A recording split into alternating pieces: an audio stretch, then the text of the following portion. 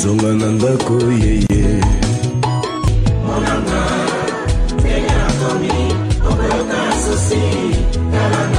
Bienvenue sur votre émission www.mlcongonews.com. Oye mutapesa inga ma chance ya kopesa nga première passerelle ya représenter na moment ya l'époque osali la mayo mo lati. Jamais sans toi, ML.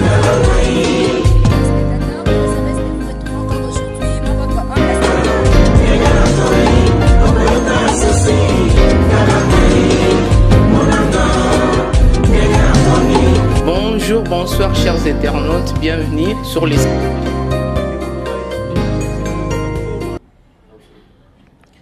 Voilà, bonjour très chers téléspectateurs de ML Télévision, merci pour votre confiance, merci pour votre fidélité à votre chaîne que vous aimez beaucoup. Il s'agit bel et bien de ML TV et là pour tous nos très chers téléspectateurs de l'Europe et de l'Afrique ainsi que ceux de l'Amérique, nous disons merci encore une fois de plus, bienvenue dans votre émission Molobeli.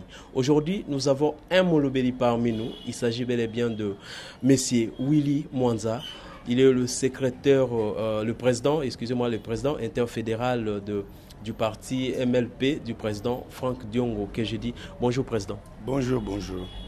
Voilà, président, c'est une joie pour nous de vous recevoir aujourd'hui dans notre émission Molobeli. Vous êtes parmi les Molobeli du peuple ici dans notre ville de Kinshasa. Vous avez un mot, premièrement, pour cette visite de l'émission Molobeli. Oui, je suis très content. D'abord, je m'adresse particulièrement aux Congolais qui sont en France, qui sont aux États-Unis, qui sont dispersés en Afrique et partout. Que nous sommes au Congo, votre Congo. Mais le Congo dont nous parlons aujourd'hui, c'est un Congo malade, qui est un Congo géant, mais qui est malade, où tout tourne à zéro, où on dirait que tout est rouge au Congo. Pourquoi je l'ai dit? Je l'ai dit puisque nous avons la situation que nous traversons aujourd'hui, c'est la situation que nous avons traversée à l'époque du président Mobutu Maréchal. Pourquoi je l'ai dit? Je l'ai dit en connaissance de cause, puisque aujourd'hui, ce que nous constatons, nous n'avons plus d'institutions fiables. Toutes les institutions sont caduques, illégitimes. Nous sommes en train de vivre comme si nous sommes dans un jungle où chacun fait ce qu'il veut, où la Cour constitutionnelle nous aide à placer les gouverneurs qui sont réhabilités et ces gouverneurs qui sont refusés par un ministre, Chadari, ministre de l'Intérieur. Et puis, la CENI accepte de convoquer l'électorat des gouverneurs dans ces provinces, comme Léo Katanga et j'en passe l'Équateur, avec Lomboto, où ces gens ont été réhabilités comme gouverneurs.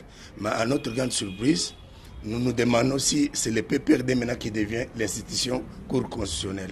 C'est entre déjà ce que je voulais présenter à mes frères et sœurs qui sont éparpillés partout et qui nous entendent à cet instant-ci.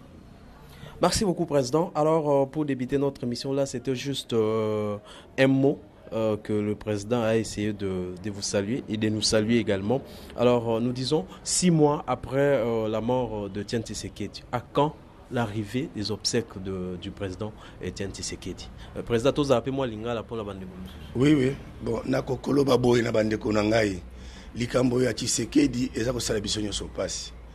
Mais je sais que Nazali MLP, Nazali IDPST, je ne suis pas chargé à parler à la place de l'UDPS, mais comme c'est une icône, il y a Congo, il y a Afrique, je peux mettre un mot sur ce. Tshisekedi a Koufi, si je me rappelle bien, le 1er février 2017. Tilelo, il a plus ou moins 7 mois. Mais à notre grande surprise, tous les comprendre que Elokuni Nozoleka, Elokuni Nebazobanga, na Kondo Tshisekedi, Kongo na Ezongate, na pouvoir. Distraction et mingi.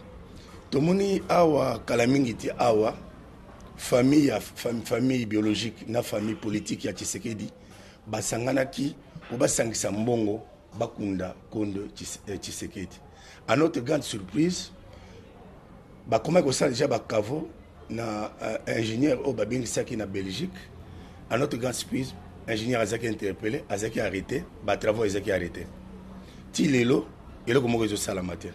Mon compromis, c'est que Salama, ministère de l'Intérieur, famille biologique, famille politique. Mais tant que Bayokani, maintenant, il fallait maintenant que Babimisa, situation au clair. Ce qui le gouvernement est lié au supporter Tshisekedi en tant que ministre, premier ministre honoraire, Yamboko.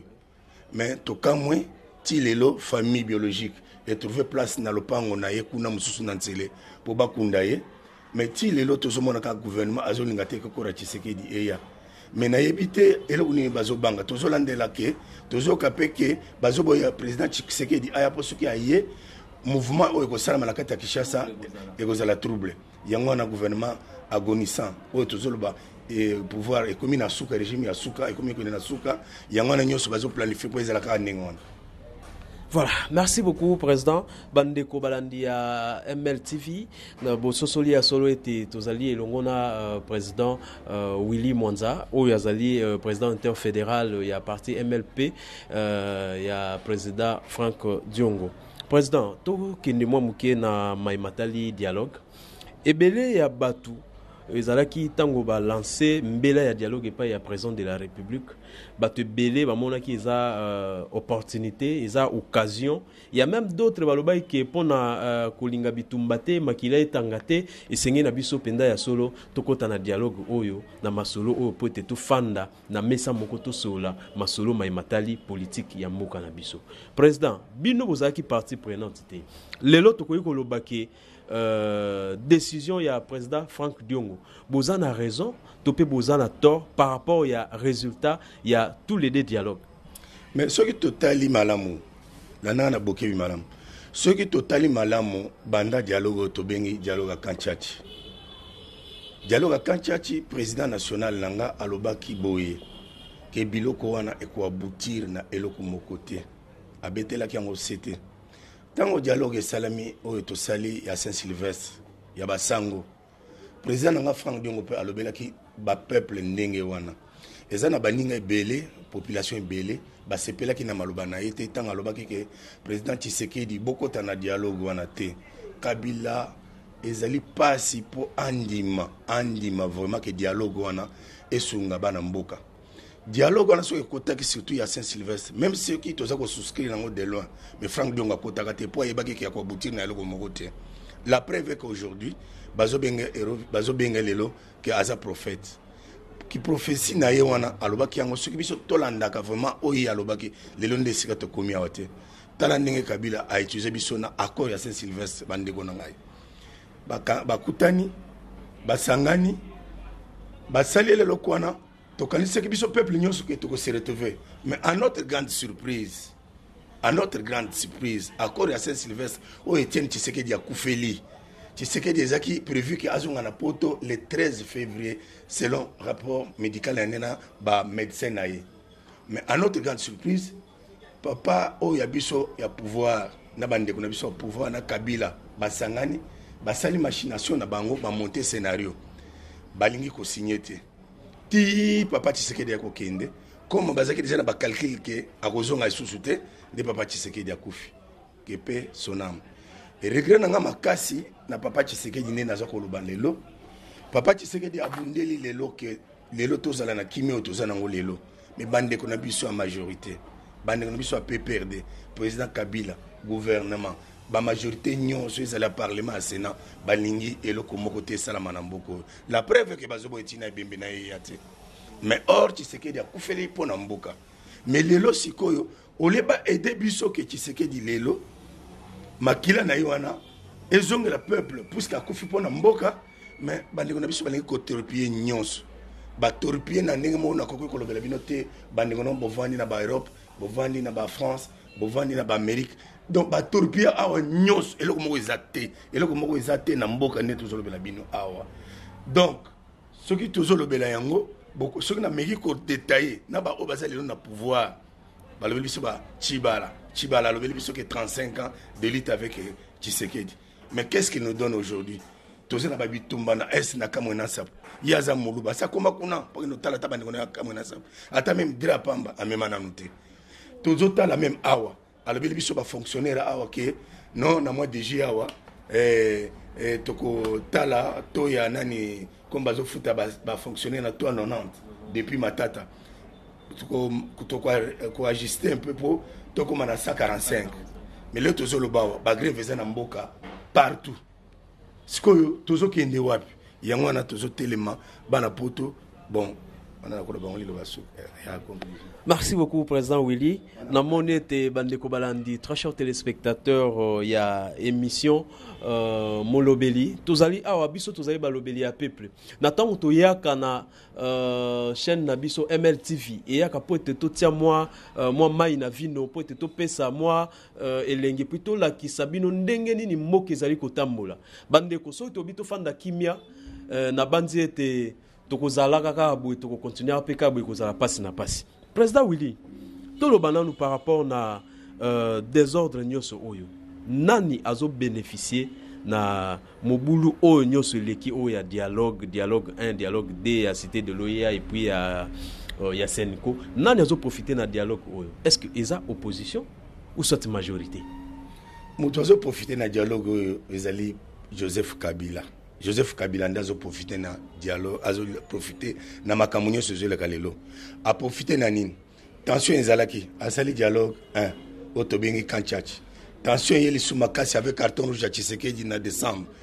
Basali sou otobenga ki sous dialogue, il y a Saint-Sylvestre, il y a Senko na nani. Alors, nyoso wana epesier ningisake comme mandat na ici là qui depuis le 16 décembre qu'il pouvait rester encore pendant une année, et pendant cette année-là, une année qu'il pouvait être au pouvoir, et qu'il peut permettre Bissoke, na décembre, na 31 décembre 2017, tous à la président Yassika. Mais pourquoi je dis que ça profite à Joseph Kabila? Il faut mon démontage. Actuellement, tous en sécurité totale na Kinshasa. Insécurité monene. Tantôt que l'administrateur na Katia Zando batoni na 12 heures babomi. Oyoka o nani kana matete o parquet matete batu bakoti babomi tokoyoka o nani awa na biso awa na kalamu batu bakoti na mo babomi. Alors ba scénario sikoyo bazo monter non na to benga ba montage tala lobby awa kaka makambo ya nanu Bundu Diamayala mais ba lobby biso ke Bundu Diamayala asengaki ki a marché mais sur total na babilili to mona ke Bundu Diamayala ça qui pendant 2 heures du temps que basé au marché bazalaki sécurisé par la police, sécurisé par Banamour. Mais comment Moutoyo azosala nani marche wana aza sécurisé alors que biso siko batu opposition sengi que tout ça la marche en Kinshasa en tout cas déploiement kana butu wana désordre partout na konyos ba char de combat ba chen ba sali nyos mais toujours regretter sikoyo pona l'action nazo que la simakeza ba scénario. Est-ce que la constitution na biso est prévu que gouvernement et ya esanga na gouvernement mobimba ba mende ba nani na IG so na IG inspection générale na biso? Est-ce que est normal que mutu ya grigri mutu ya masango mutu ya nzika baloba na yeke no akangami alors que na kati ya constitution na biso nulle part on parle de la sorcellerie comme nani article dans notre constitution. Alors tout ça, vous avez un scénario. Alors, le montage est belé. C'est toujours eux qui créent ça pour qu'il y ait de l'insécurité. Ils ont créé l'insécurité pour la calamité, coup d'État et salamé au babenga, nani état d'urgence. Les calculs n'ont pas donc, ils ont profité nango. Donc, ils ont malembe skanini bakoki. Kozula bana Congo, mais bana Congo ba telemi libango. Yango moni tous les scénarios qu'on est tenté de monter, tous les théâtres qu'on est tenté de faire n'aboutissent à rien. Le phénomène comme ça, le phénomène Bundu Diamayala, rien n'est là, ça ne nous concerne pas. Ce sont des non-avènements. Et ça, bah, scénario bazo sala pour ne pas étouffer le peuple congolais. Bah non, comme il y a l'insécurité, maintenant état d'urgence et nous l'installons. Voilà, Président. Voilà. Il y a aussi une chose, c'est comme si ça paraît parfois contradictoire entre le ministre de la Justice et puis numéro 1 de la police de la ville de Kinshasa. Ouais. Il y a d'autres qui disent c'est l'IDPS, d'autres c'est Kamwina Sapu, d'autres c'est Nemona Sapu. Ouais, je viens de relayer ça. C'est que la situation est telle qu'elle est confuse partout. Je venais d'énumérer ça avant que tu puisses me poser cette question. Pourquoi? Puisque la situation que nous connaissons aujourd'hui, c'est toute une confusion totale. On nous a parlé, selon le ministre Tambou Mwamba, quand il y a eu évadés, qu'on appelle les évadés de CPRK, Centre de rééducation de Makala. Ils nous ont dit que c'était les gens de Bundu, Diakongo, qui étaient venus faire sortir leur président, Nemo Nassim. C'était au mois de mai. Et tout le monde avait suivi sur toutes les chaînes, que ce soit les chaînes étrangères, que ce soit les chaînes nationales. Mais à notre grande surprise, aujourd'hui la situation a changé. Ce n'est plus Bundu Diamayala, mais la situation maintenant, Kamwena Sapou.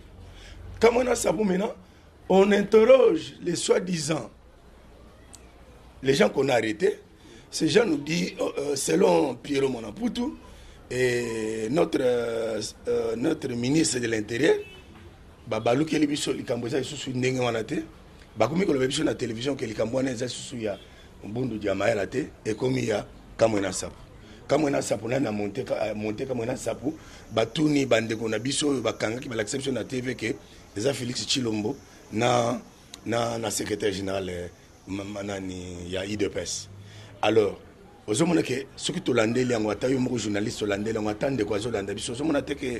des confusions, ce sont des aventures qu'on est tenté de monter à tout moment. Ministre Alobi, Bundu Diamayala, Moutouabimisaki, prisonnier.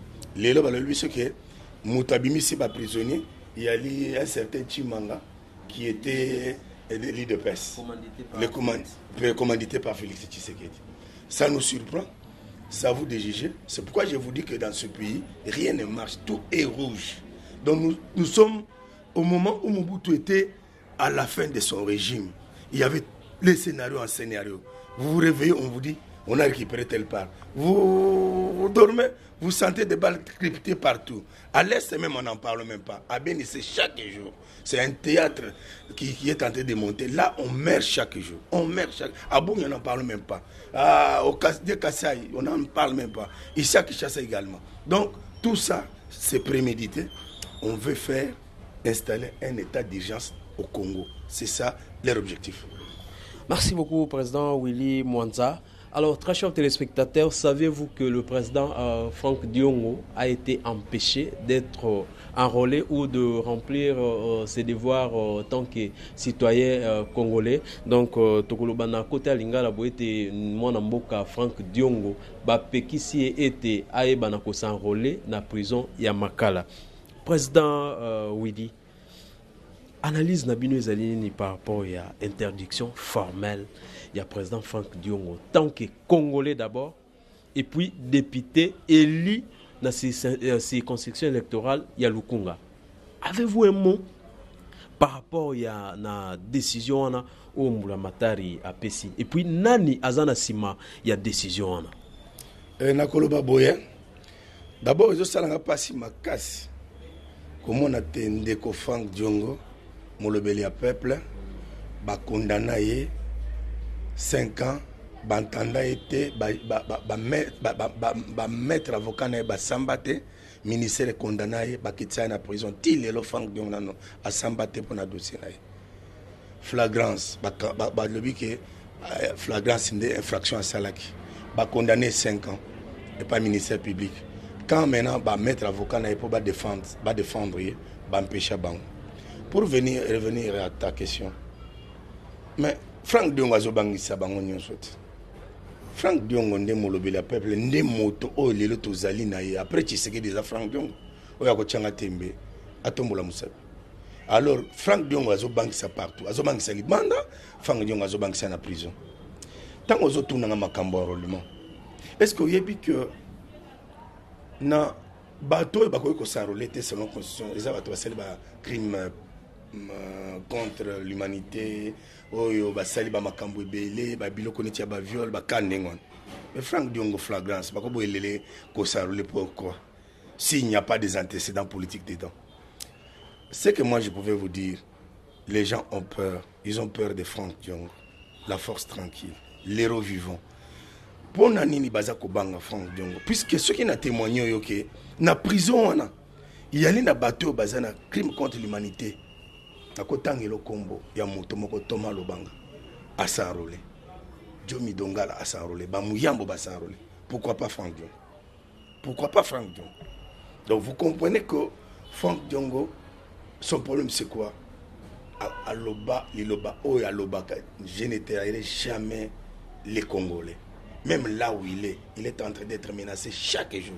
La preuve est qu'on lui refuse. Bazoko bo il est même pas médecin et pas côté na prison. Banda bakangaye. Na kasi image tambola mukili mobimba. Bomona ndenge ba torture ndenge ba bete ba makila. Ti lelo accessibilité na médecin moko kota kazate. Donc na prison fangyon tozoloba awa na minute tozoloba makolezo vimba. Nzoto ezali sous malamu te.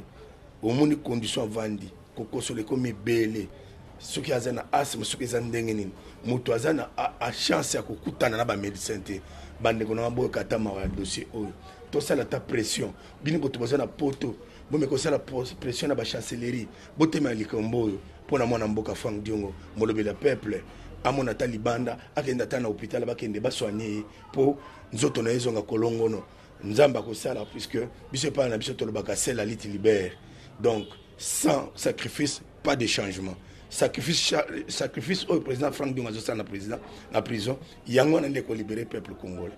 Message nazaki nango pona problème ya concernant carte ya président Franck Diongo yango. Mais na ko senga bango bandima Franck Diongo aza congolais comme tout congolais, asarolé comme tout congolais. Ba meka ko sala deux poids deux mesures te. Ba o ba sala ba crime contre l'humanité ba s'enrôler. To moniti na ba na même il y a 7 ans na ba est ba même sur ba carte ba s'enrôler. Mais pourquoi pas bongo nani Franck Diongo s'enrôler te. Ezo sala biso passe surtout biso ba congolais na bino ba na poto so bozo landa biso malamu. Bo sala un effort pour botema na ba chancellerie to mona ba ninga musu batambolaka na ba ambassade ba revendiquer bo sala ta ba kaliko moko brandir na komba Franck Diongo et que ça vraiment isengo makasi to komona ke bozo bundela pona molobeli ya peuple congolais Franck Diongo mona mboka.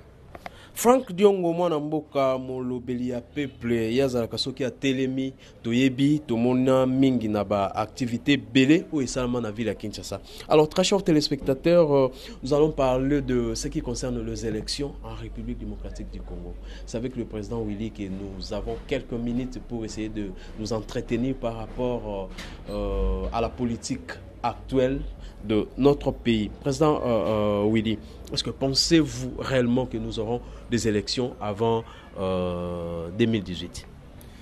Je vous ai dit que tout a été chambardé par le pouvoir en place, le président Kabila avec son compère. Alors, nous savons qu'il nous reste 4 mois. Avec tout ce que nous traversons, nous tenons toujours à réclamer les élections le 31 décembre selon l'accord de Saint-Sylvestre. Mais nous savons que Nanga était invité en France avec l'OIF. Il a déclaré à partir de certaines chaînes de télévision comme TV Monde qu'il n'y aura pas d'élection en décembre 2017. Mais nous, la vraie opposition, l'opposition de Chilombo, l'opposition de Franck Diongo, l'opposition de Moïse Gatumbi, nous tenons bon que les élections auront bien cette année. Si ça n'aura pas lieu, nous demanderons maintenant à notre peuple de s'assumer. Ou nous serons dans ce pays sans Kabila au pouvoir et nous allons organiser les élections autrement. Voilà un peu ce que je pense sur les élections. Mais pour parler au vrai mot, bomoni temps nyonso enrôlement ezosalama na mboka oyo bomoni bakreaki batrouble moko superficiel na Kasai balobika mo na nsapo ezalaki mpona koretarde ke nyonso tokomi tomoni moment wana elingi okoka te tobino Kasai peuple kasayen tokoki na maponami te sans peuple kasayen. Voilà comment on est en train de s'organiser. Nanga nous a distrait, il nous a dit que là-bas il y avait les sécurités, alors que calme kota kuna depuis le mois d'avril la preuve que l'élection no ya classe ça là examen d'état ça va publier. Mais pourquoi ils ne veulent pas enrôler les grands Kassai? C'est leur manœuvre, c'est de prendre le temps. Si vous avez en décembre que Kassai est tenté de s'enrôler de façon que l'élection aux élections puisque le Parlement n'a pas encore dans mois de septembre pour étudier sur les problèmes de partage. Il y a siège, ils vont nous amener dans un sac comme Baby qui est illégitime, Baby qui est bangote, mais vous m'avez besoin de canapé, le bureau, Baby se tozo banga élection. Mais bien sûr, banga élection. Alors, yango na tozolo ba ke biso to termine élection aux année et pour na bango calcul na bango ezali année prochaine. Ok, merci beaucoup président. Alors to lobela mo muke makamatali présidence ya Sensa. Après dialogue, ils ont dit que poste ya premier ministre d'abord ils a pour na IDPS pour na rassemblement surtout au lobela. Et puis poste ya président ya Sensa ils ont dit toujours ya rassemblement.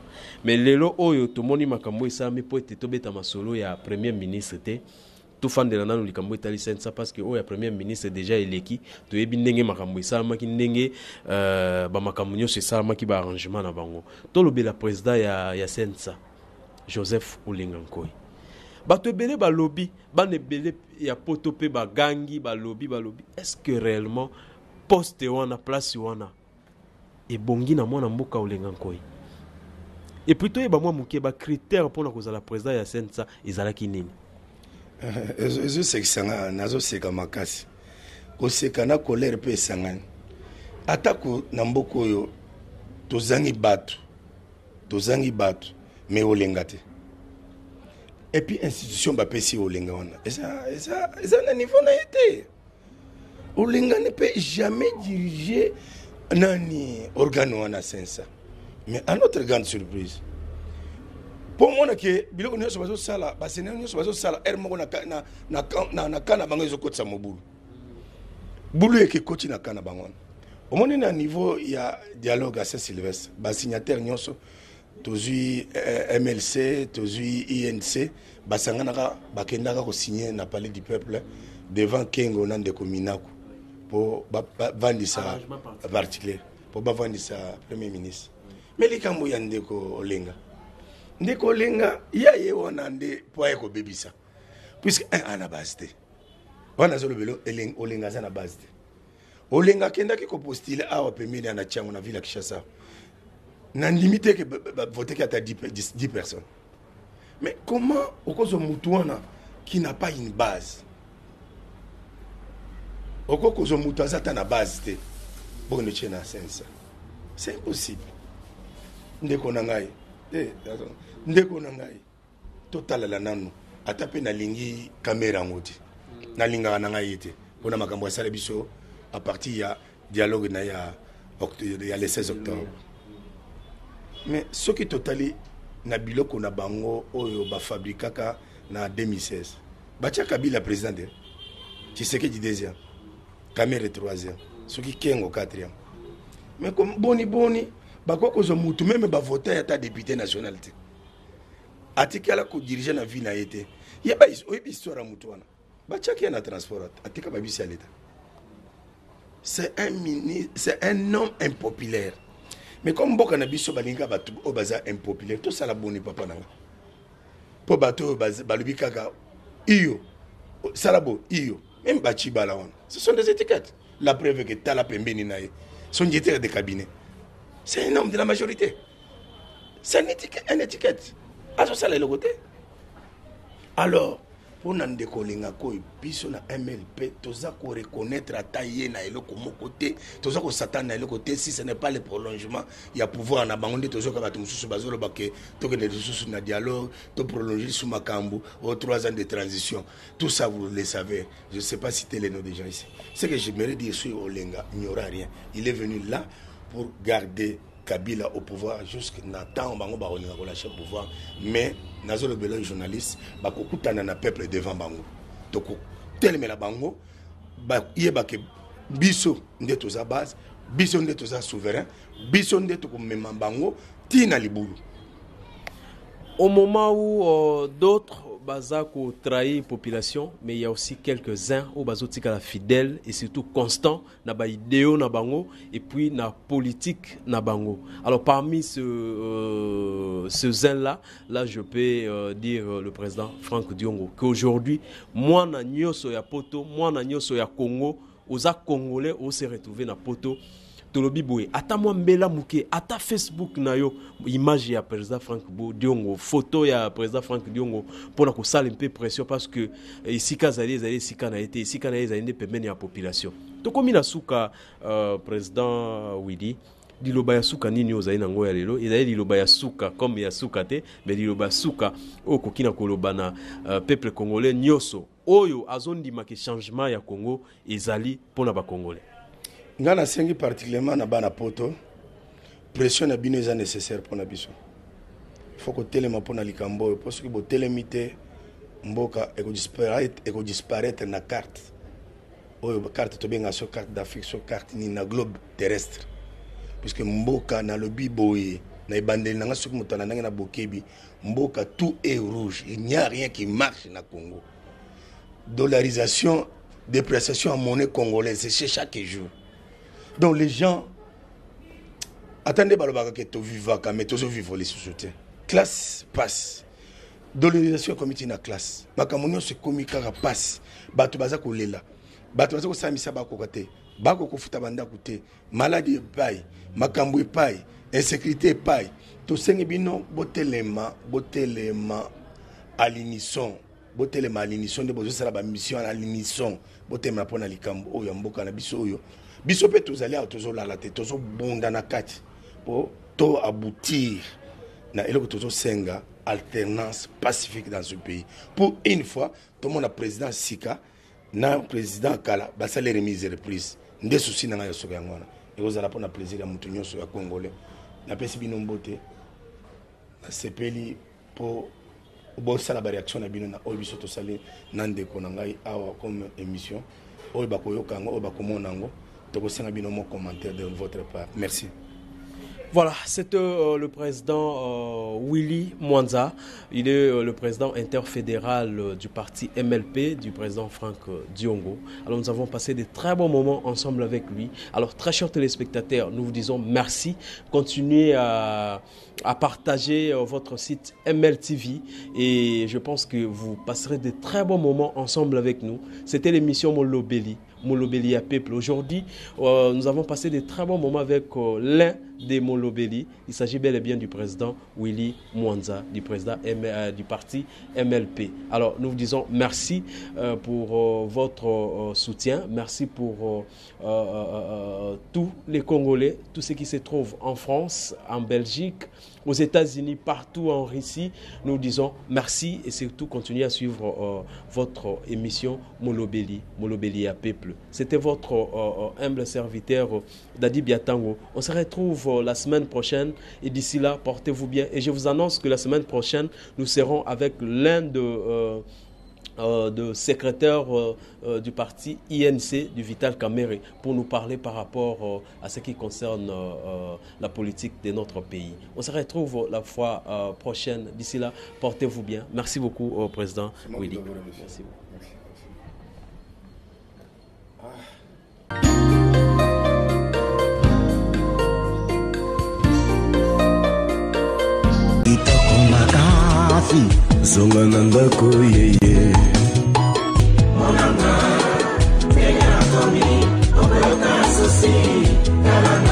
Bienvenue sur votre émission www.mlcongonews.com. Oye mutapesa inga ma chance ya kopesa nga première passerelle ya représenter na moment ya l'époque au sali la ma yo mo lati jamais sans toi ML.